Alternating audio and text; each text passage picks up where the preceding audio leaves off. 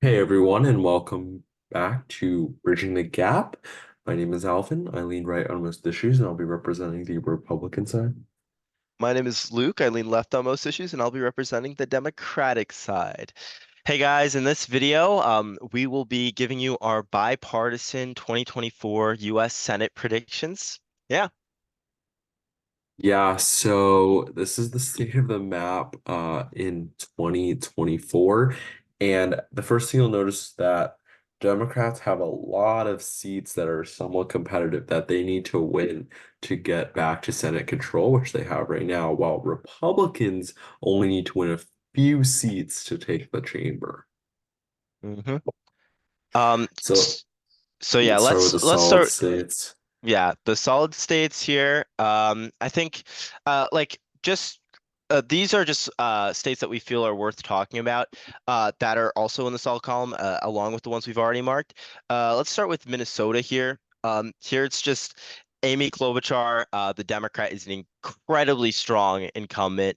Like she utterly smashed in her last election in 2018, so it's 60% of the vote. Oh, it's insane. Yeah, she just does unusually well in like Minnesota's rural counties, even traditionally Republican areas. So since Republicans aren't really fielding like a proper challenger against her, uh, in 2024, this is essentially a lock for the Democrats. Yeah. You want to move to West Virginia? Yeah, Republicans are also going to flip West Virginia. Right now, it is held by Democrat Joe Manchin, who is really the only Democrat that can win in the state, but he is not running the cycle. So, he he juked us out. He filed paperwork to run, but then he was like, nah, I'm gonna dip out. He probably realized that he would lose in a presidential year, especially to the current governor who's now running on the Republican side, Jim Justice. So Justice is going to be the next senator from West Virginia for sure. hmm And I guess we could talk about Maryland next, or do you think Yeah, that's more? I Yeah. mean, okay, let's just go to Maryland next. Okay, Maryland's a very interesting scenario here. So, like, you had a really close Democratic primary here, Oh yeah. between or like it was very competitive, between David Trone and Angela Also Brooks. David Trone is a representative in Maryland, incredibly wealthy, and he just threw millions and millions and millions at winning this race, and he lost to Angela Also Brooks, the Prince George County executive.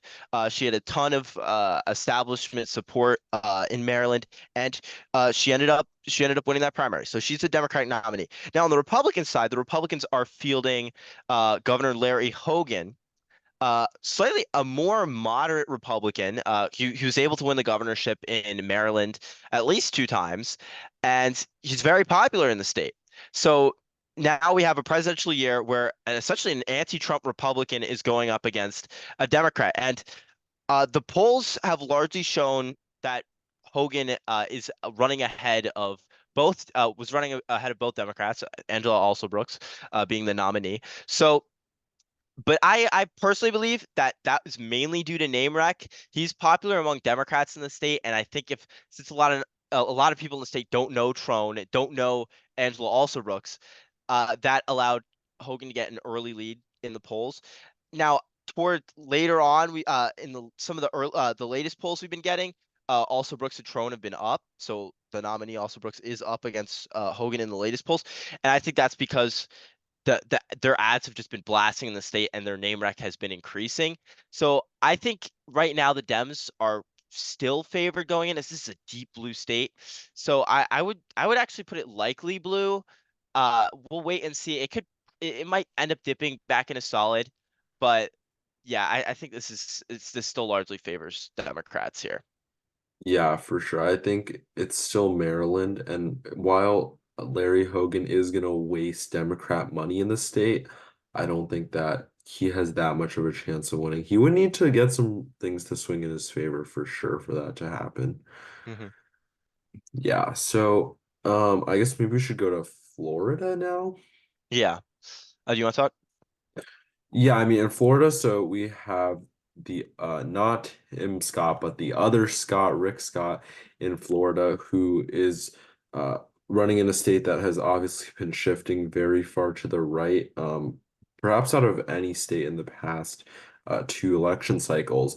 And with the Florida Democrats, just they're just in shambles right now. Rick Scott's running far ahead of them. The state has been shifting a lot, like as you can see in 2022, both in the Senate and governor races. Both statewide races were won. By a large margin by the Republican. I think Florida's going to continue to shift to the right, which I think just locks it down for Rick Scott. I mean, it's more of a debate between safe and likely Republican Hmm. than anything else. Yeah, I completely agree. I still I, think it is likely though, because it is a presidential year. I'm not sure though. Not sure. yeah, I'm yeah, I do believe like I feel like every race I've seen Rick Scott run, it's been like razor thin, him just barely scraping through. Even in 2018, he like barely scraped through for his Senate seat. Um, but yeah, Florida's moving right. That's a cold hard reality. Uh, Yeah. And I also don't look. 2018 was a Oh, blue wave, so I don't know. yeah, you're right. In a blue wave, he like barely eked through. So even in a blue wave, Florida was still holding like for the Republicans. But yeah, I don't think it goes double digits here like it did in 2022. Uh, he's definitely less popular than Rubio. He's less popular than DeSantis in the state. Um, and yeah, the Democrats have a decent candidate. So we'll put it likely for now. Yeah. Okay.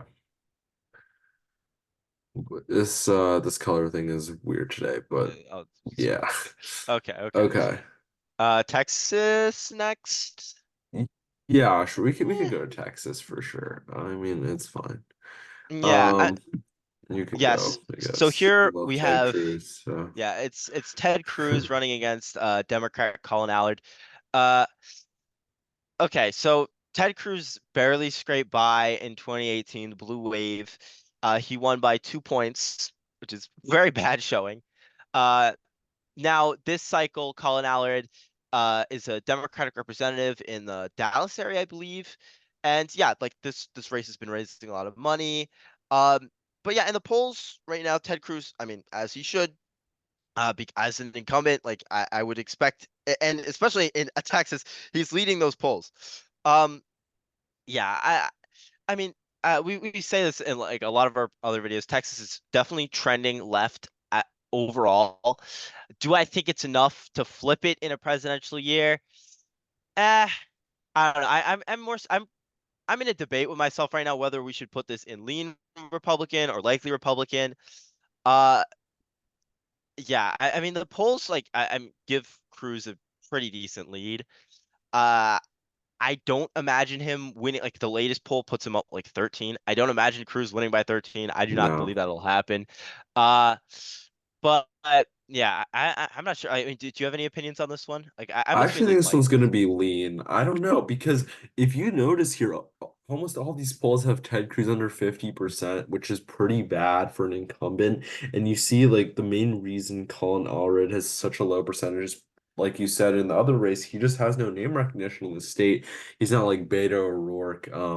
He's not three-time loser Beto O'Rourke, who would have a lot of name recognition from being on the You're right. ballot all the time in Texas. And so. I think eventually he's gonna use that D next to his name. He's gonna get a decent percentage, and I think he's gonna run ahead of Biden for sure in the state. And with Biden probably gonna do around the same as he did in 2020 in the state, maybe losing by six or so. I think Cruz, it's gonna be tough for him to get over five actually, unless things get even better for Republicans, which I think things are only really getting better for Trump right now because you'll see as we go later Yeah, in this video that.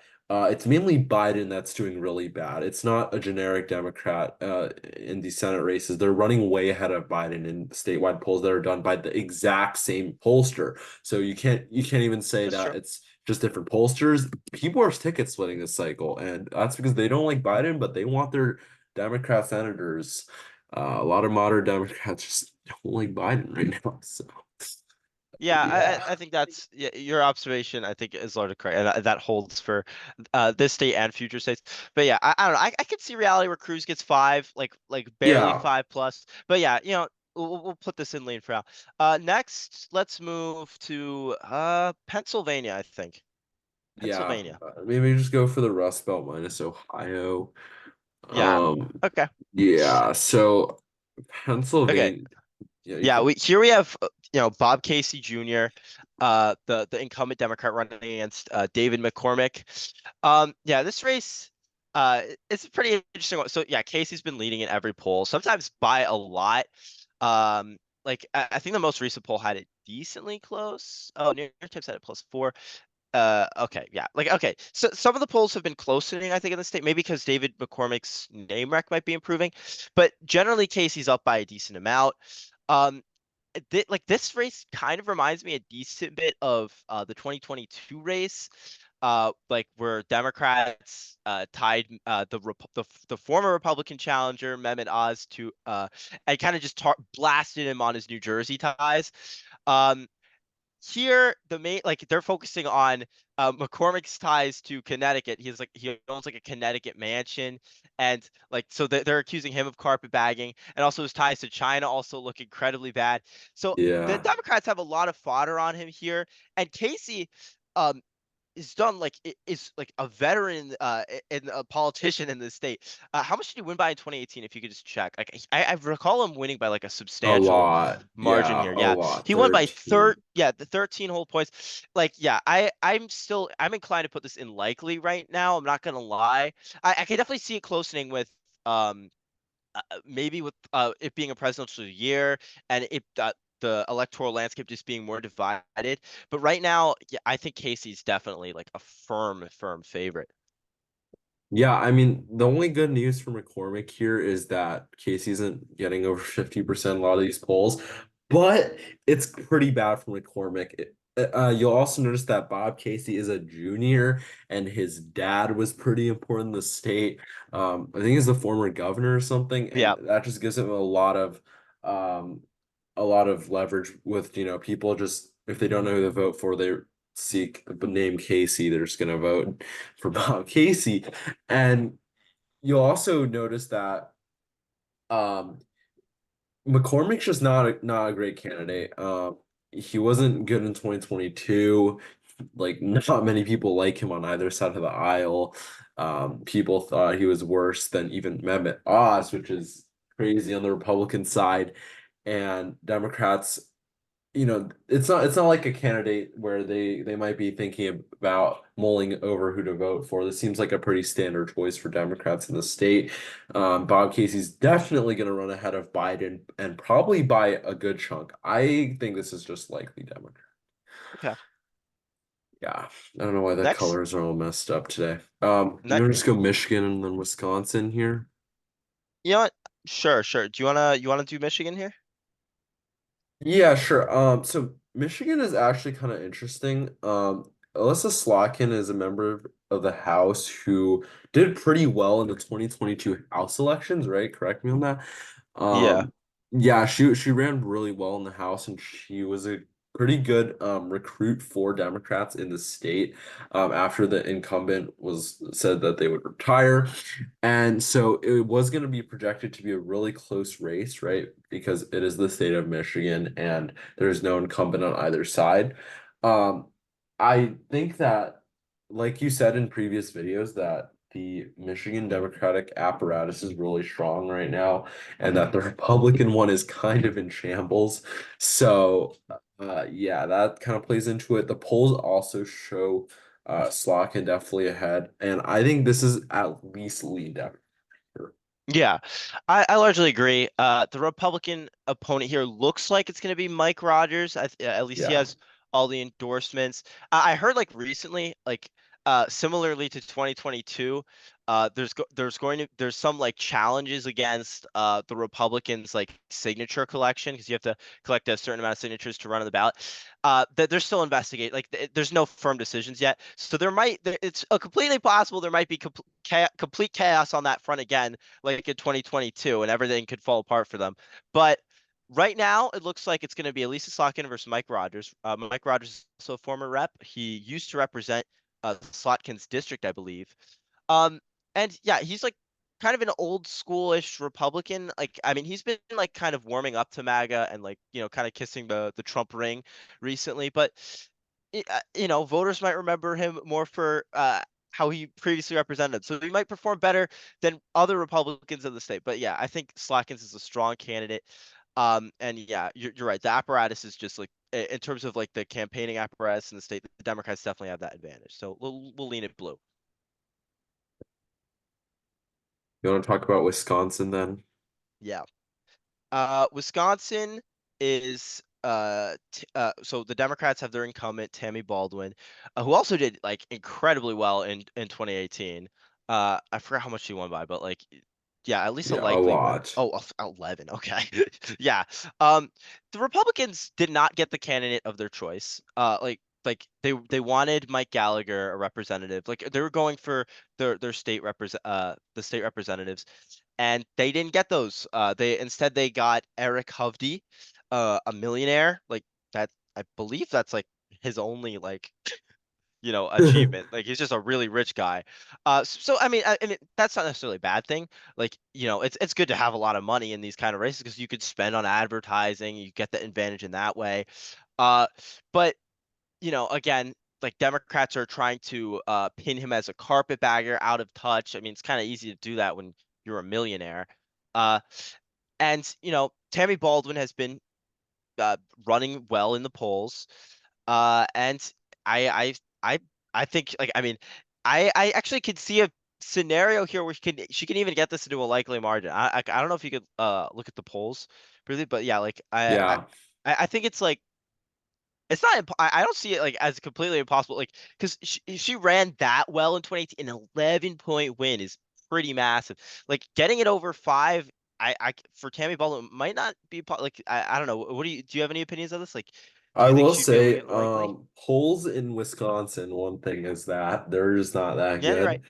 So we can't really, take this at face value. However, the 2018 results sort of speak more to that. I will say, obviously, 2018 was a blue wave, right? So she's always going to do worse than, 11. I'd be very surprised if she won by this much.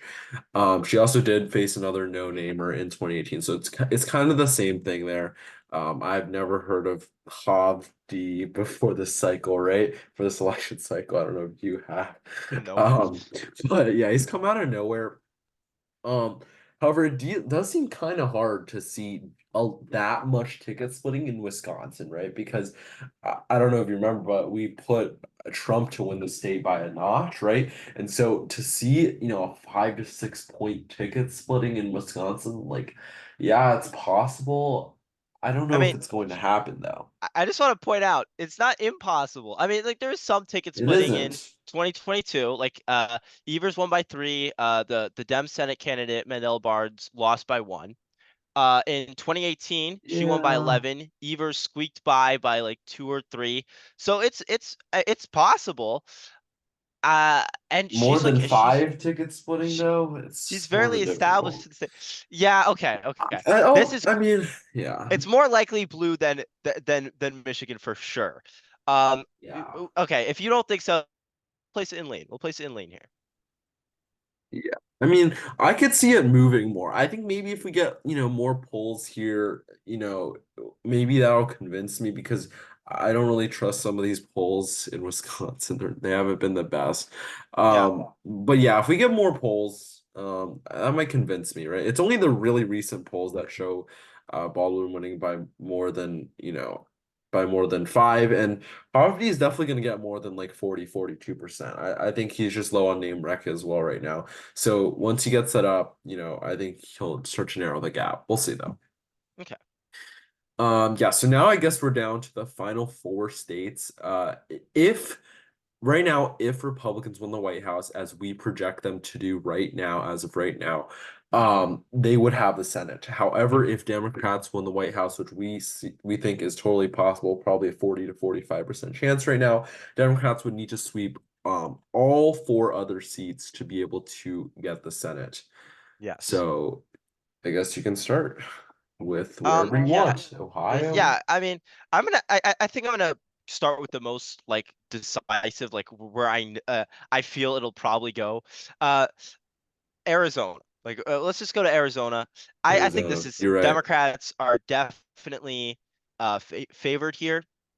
Um, so okay. current senator, Kristen Sinema, is an independent, caucuses with the Democrats. She has decided to retire instead of running a third party. So right now, the two candidates are Ruben Gallego, a Democratic representative in the Phoenix area, and Carrie Lake, a very, very MAGA, far right election denier who ran for governor and lost in 2022. But by a hair, by a hair. She only lost by like very little. Like I think even maybe it Very, might very even little. been like, yeah, less than a percentage. Less than a Um, point. It was like went to the wire for we were counting for 2, 3 days or something. yeah. Yeah. Uh, but right, I mean, as you can see here, like Ruben Gallego's favored in, I believe, is that like almost every poll here. Like I think the only ones that put Carrie Lake up are the R internals, Rasmussen. Okay, whatever. That's probably not a Yeah. serious poll, but yeah, he's up in a ton of a ton of different he's up in the polls. Arizona's trending left. I think, and Carrie Lake is largely like seen as an extremist. Like I read an article recently that even John McCain like is like party donors are donating to Gallego's campaign.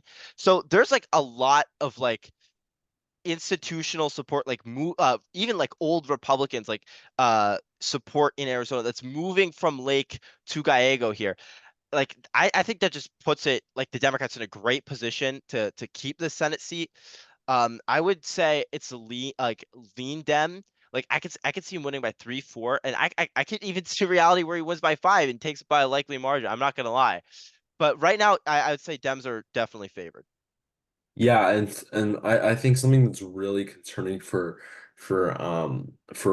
Carrie Lake here in the state, not necessarily for Republicans in general, is that like I said before, these polls, like for example, the New York Times famously had Trump up 6 in the state, and right now they have Gallego up 3. So that's a massive difference, and it shows how unpopular, just Carrie Lake's dynamics are against Ruben Gallego, who I think she should be doing better than against like a Katie Hobbs back in 2022 for governor because Gallego is pretty progressive and he should not be pulling the amount of moderate Republican support that he seems to be, like you said from the McCain people Hmm. and stuff like that. And so that's pretty concerning for her. It's also a very big concern for Biden, but I guess we addressed that already. Yeah, Still, yeah, I think it's all going to come down to the ticket splitting here.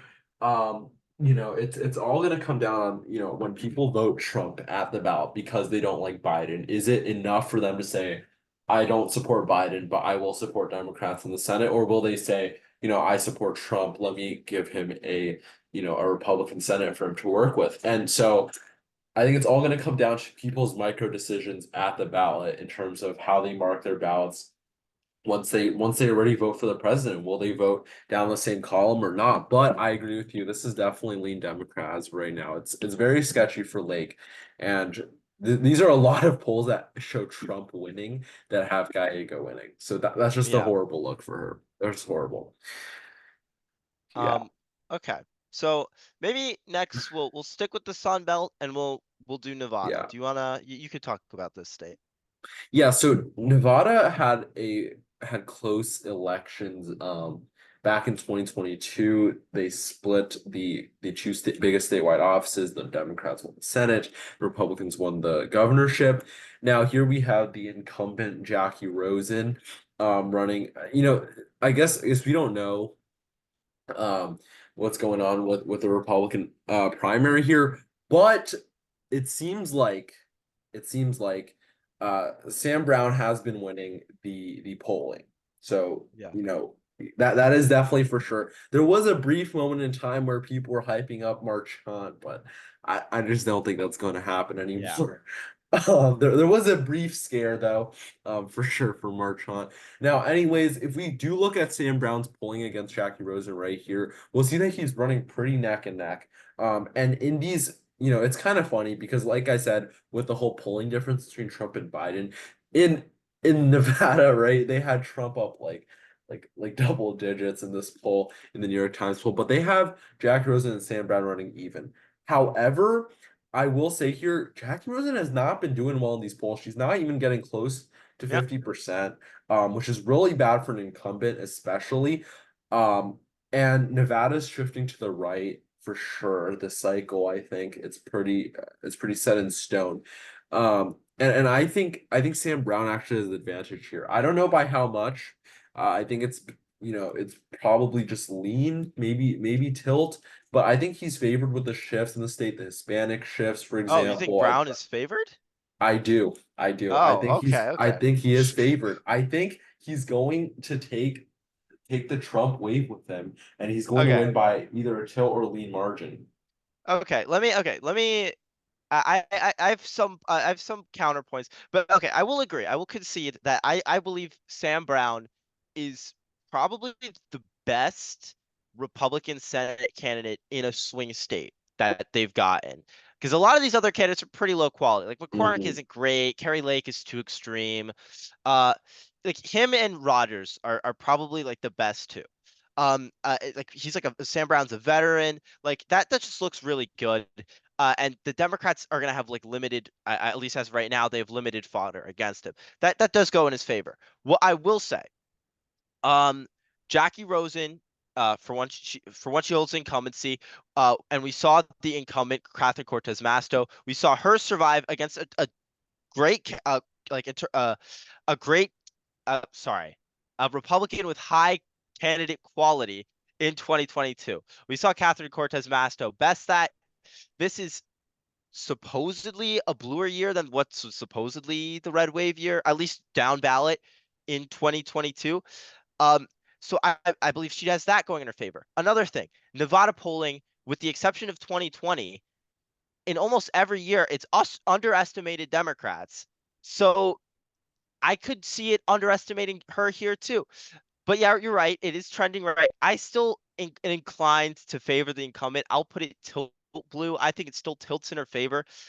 I'm not that confident that like Sam Brown will come back at things. And I think the polling as of right now at least supports that. Like Biden's losing the state, Rosen's winning. So in the polling at least. So I'd put it Okay. tilt blue at least Since for it me. is tied, I guess, we'll put it because of the polling. We'll give it to the Democrats here. And I guess we'll just move on to Montana. Um, Yeah, which, sure. yeah, so Montana, we sort of have this. I guess, John Tester loves to say that he is a moderate, but he really isn't. I mean, he if he was a moderate, he'd be in the news more with Joe Manchin. And so basically, he kind of just portrays himself as a moderate Democrat. I guess he votes with the Republicans once in a blue moon in the Senate, and somehow it's worked in the state of Montana with John Tester putting up a really good fight as the incumbent, and I think he definitely has a decent shot of winning.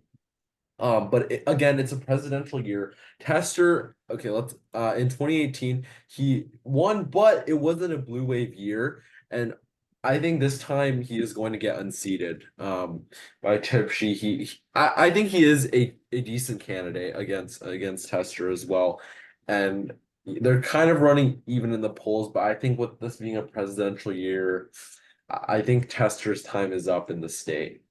Okay. Just a note on Tester here. I think he is largely like okay. Tester is largely seen as bipartisan, and I believe the Lugar Center marked him as more bipartisan than like Democrat like says like Kristen Sinema. Not as much as Joe Manchin, but he's still seen viewed as a moderate. He's a like he's a farm. He farms like wheat and peas and stuff. He's a rural Democrat through and through, and he's incredibly popular in the state. He has a very high approval rating. But yeah, I think you were right in the sense that it's going to be pretty hard to overcome a Republican in the state. Um, Tim Sheehy has some scandals, nothing too big. Like he's kind of a rich out of stater. I believe he was like born in Minnesota. So the Democrats are probably gonna in a Minnesota suburb. Or the Democrats are probably gonna try to pin that against him. But yeah, he's a veteran, and he's definitely better than Matt Rosentail, who the Republicans ran in 2018.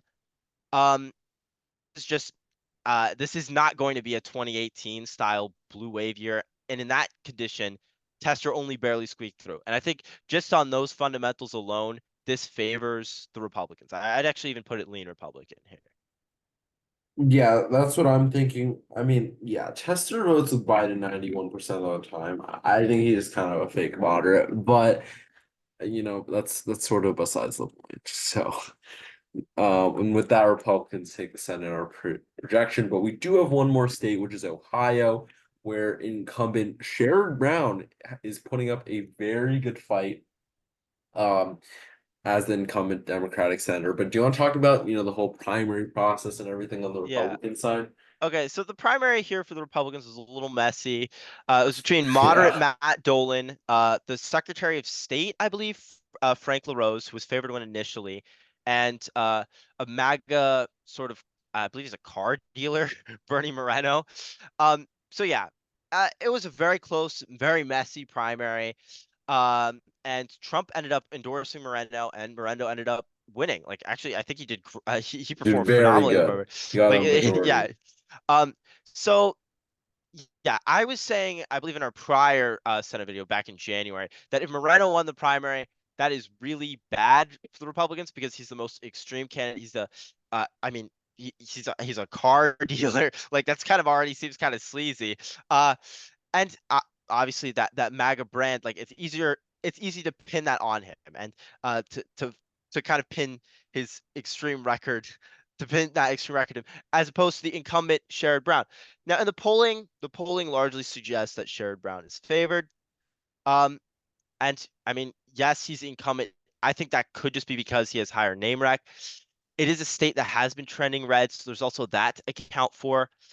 I don't know. I'm actually having difficulty with this one because Moreno is a bad candidate, and Brown's very popular. He won by 6 in 2018. So like, I've kind of go back and forth on this one. Something that I do recall though is polling at least early on in Ohio is a little funky.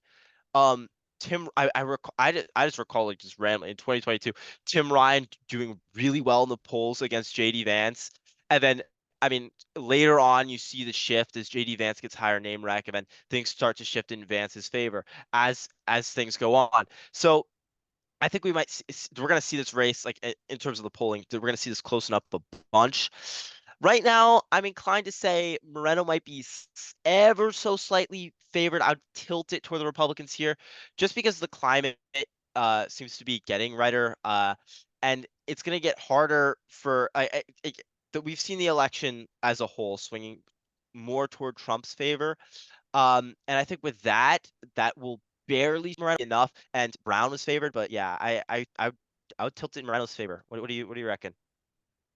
Yeah, I agree that the audio cut off for me for the last 10 seconds that you spoke, but I agree with you that Oh, I think Moreno's slightly favored. There are no polls since the primary, and obviously Moreno's going to do worse before the primary because you have LaRose and Dolan voters that are hesitant to vote Moreno in a primary where, of course their candidate didn't win already.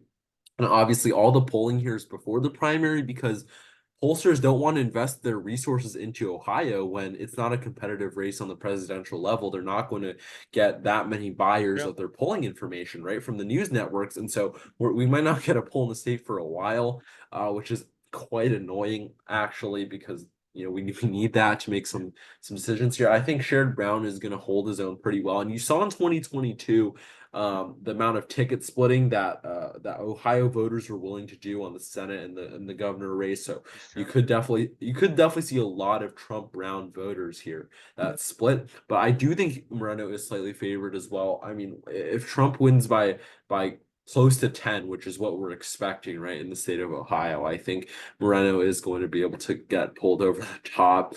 And yeah, he's gonna be there. I think it just barely though. I mean, Brown also has that incumbency advantage.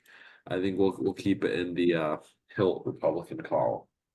Yep. So This is the yeah, map. 52 to 48 Republicans. It's the same map result wise in every state that we had in the January um projections. However, obviously a lot of rating changes has changed. So yeah, Yeah. things have shifted for sure. Things are moving a little bit. Yeah, that's for Yeah, sure.